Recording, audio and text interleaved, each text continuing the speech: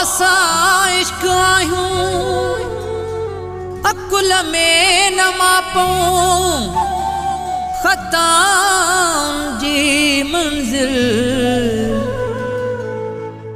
असां को न ॼाणूं।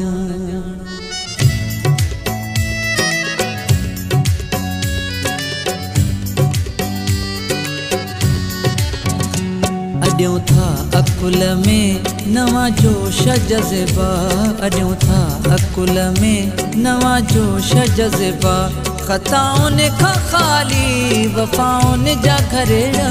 अॾियूं था अकुल में नवां जोश जज़्बा, अॾियूं था अकुल में नवां जोश जज़्बा, ख़ताउनि खां ख़ाली वफ़ाउनि जा घरेड़ा। अॾियूं था अकुल में नवां जोश जज़्बा, अॾियूं था अकुल में नवां जोश जज़्बा।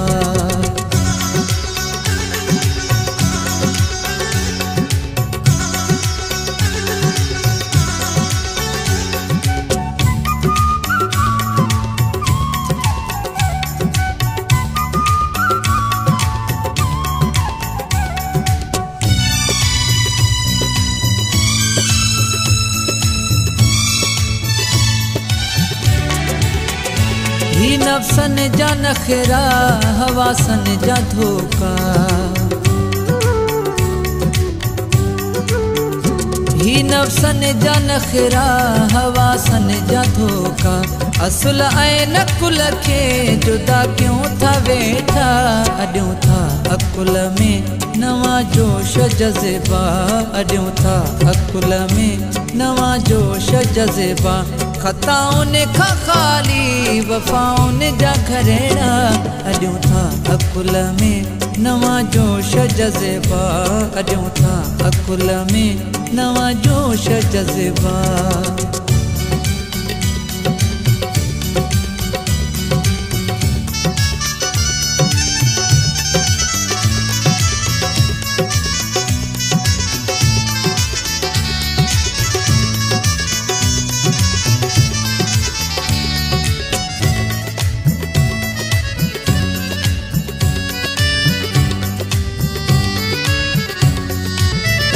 हितां जी सॼी सूंह बेपाड़ी बलिखे,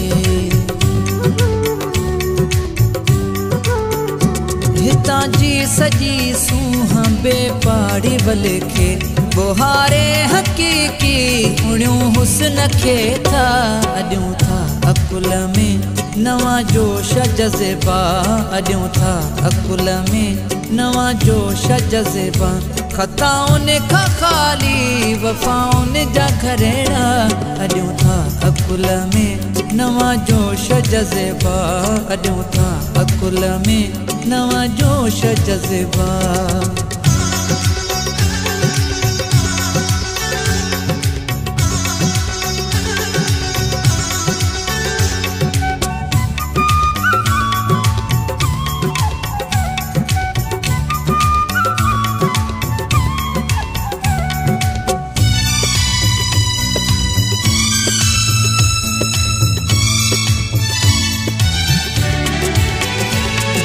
फ़लसफ़े जे फ़सादनि खे अमजद,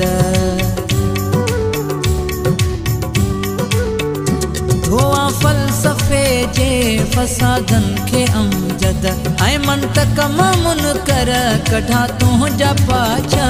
अॾियूं था अकुल में नवां जोश जज़्बा, अॾियूं था अकुल में नवां जोश जज़्बा, ख़ताउनि खां ख़ाली वफ़ाउनि जा घरेड़ा। अॾियूं था अकुल में नवां जोश जज़्बा, अॾियूं था अकुल में नवां जोश जज़्बा, ख़ताउनि खां ख़ाली वफ़ाउनि जा घरेड़ा। अॾियूं था अकुल में नवां जोश जज़्बा, अॾियूं था अकुल में नवां जोश जज़्बा, अॾियूं था अकुल में नवां जोश जज़्बा, अॾियूं था अकुल में नवां जोश जज़्बा, अॾियूं था अकुल में नवां जोश जज़्बा।